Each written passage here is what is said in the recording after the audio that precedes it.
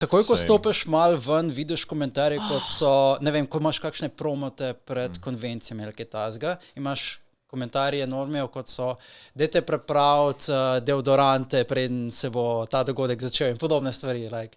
Zato, ker je še vedno tisti stereotip, da na te dogodke in ta mediji imajo radi samo neki šatini, to dejansko je problem. Jaz se strinjam z njo in z njim.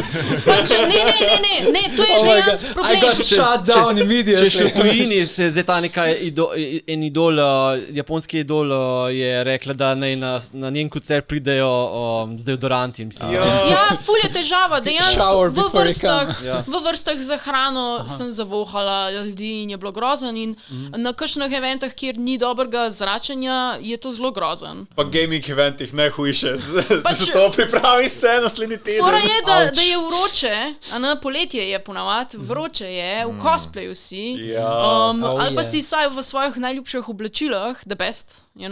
Pa imaš pa tudi ljudi, kakor se ne umivajo zaradi tega, ker, let's be honest, gathering anime conventions, it's just a bunch of anxious teenagers. Čeprav jaz bi rekel, da se ta demografija že malo premika, ne? Včasih bi rekel, da smo bili večinoma vsi neki zdaj študenti. Da we're getting older in še vedno smo noter. Exactly, ne? So that's the thing, zdaj imamo the money, zato je vse skupaj veliko bolj podprto, tudi iz finančnega stališča, zato lahko zdaj Mofokon dejansko računa za svoje vstopnice, medtem ko pač prvi niso mogli. Makon